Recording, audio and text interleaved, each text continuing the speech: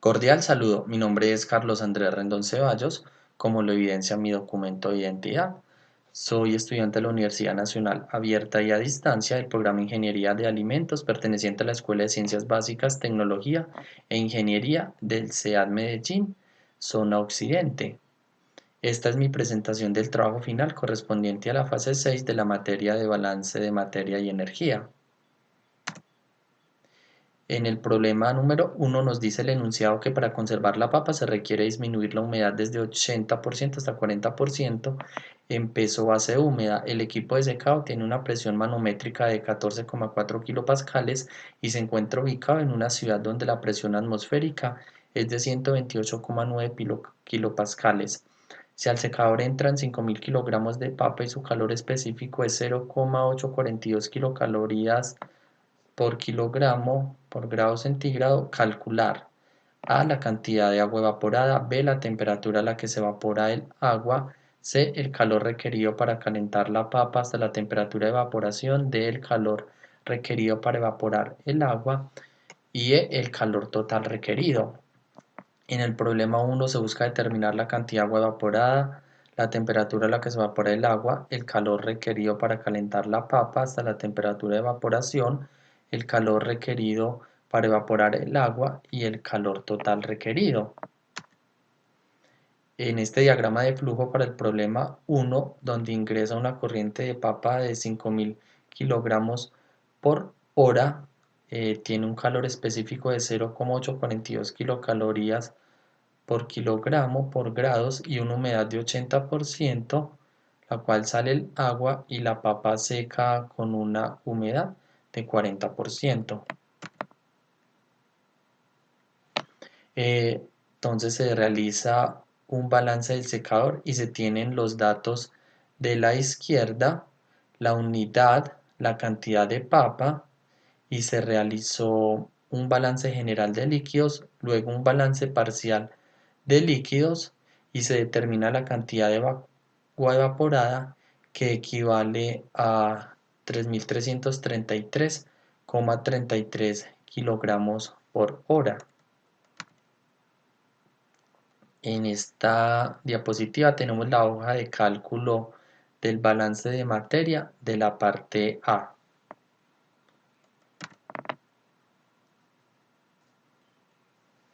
Para la parte B se usan los datos de presión manométrica y de presión atmosférica dados en el enunciado.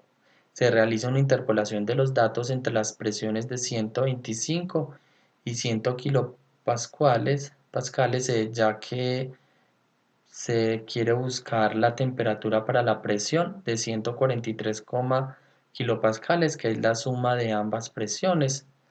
Entonces, lo que tenemos que hacer es interpolar y se tiene que la temperatura a la que se evapora el agua es de 109,91 grados centígrados.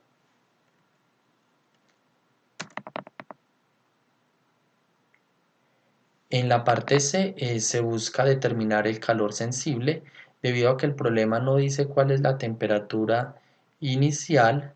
Yo uso la temperatura de la ciudad en la que me encuentro, que es de 25 grados centígrados, la temperatura de Medellín. Se usa la ecuación del calor sensible, la masa de la papa total que ingresa, su calor específico y el cambio de temperatura.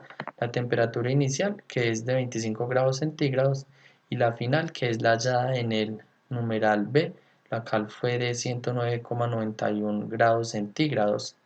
Entonces tenemos que el calor requerido es de 375.471,1 kilopascales por kilogramo. En esta diapositiva tenemos la hoja de cálculo correspondiente al balance de energía de la parte B.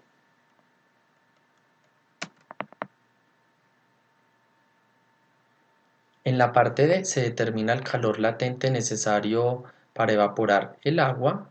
Para esto se necesita usar la ecuación de calor latente, pero como no se tiene la entalpía, se buscan las tablas y luego se realizó una interpolación determinando que el calor requerido para evaporar el agua es de 7.433.025,9 kilojulios por hora. En esta diapositiva tenemos la hoja de cálculo de balance de energía para la parte D.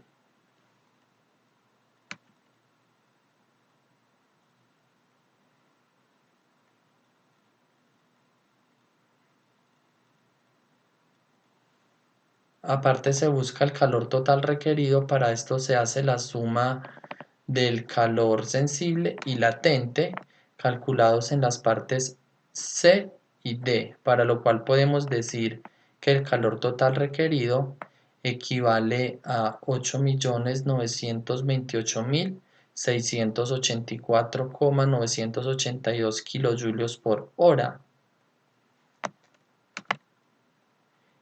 Tenemos entonces que para el problema número 2 nos dice el enunciado que un reactor se alimenta con una mezcla de oxígeno y propano. El oxígeno es en exceso y la conversión de la reacción es del 70%. A la salida del reactor se determinan analíticamente 21 moles de CO2 y 40 moles de oxígeno. El literal A nos dice que cuál es el exceso de oxígeno, el literal B cuántos moles de propano se alimentaron al reactor. Finalmente el literal C nos dice que cuál es la composición molar del flujo de salida. La ecuación balanceada para la reacción entre oxígeno y propano nos dice que C3H8 más 5 moléculas de oxígeno nos producen 3 moléculas de dióxido de carbono más 4 moléculas de agua. Entonces, en el problema 2 se busca determinar el exceso de oxígeno, los moles de propano alimentados del reactor y la composición molar del flujo. Posteriormente, entonces, tenemos que este es el diagrama del punto 2, donde entra oxígeno y propano al secador y posteriormente nos sale agua y dióxido de carbono.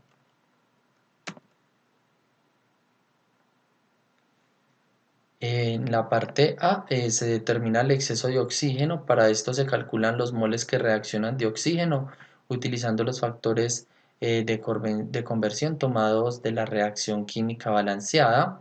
Se determina que reaccionaron 35 moles. Esto sumado a 40 moles que no reaccionaron da un total de 75 moles. Y el porcentaje de exceso es del 53,33% correspondiente a esos 40 moles que no reaccionaron.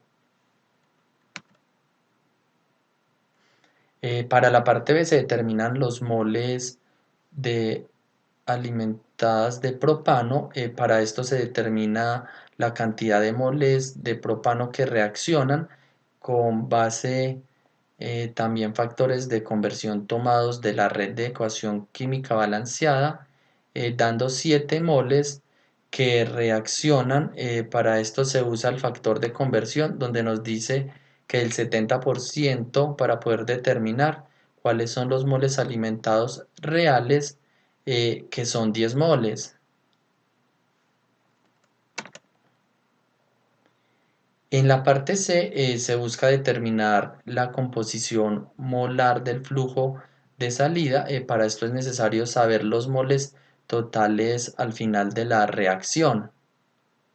Se determinan entonces los moles de salida de agua con base al factor de conversión, dando lugar a 28 moles de agua. Se realiza la tabla donde está el compuesto, los moles finales y la composición molar.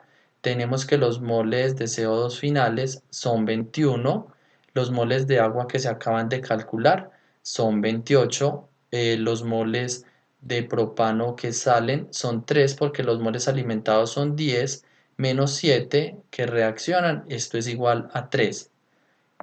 Los moles de oxígeno que sale son 40, como lo dice el enunciado, y para determinar la composición molar se toman los moles de cada compuesto y se divide entre el total, que son 92. Muchísimas gracias.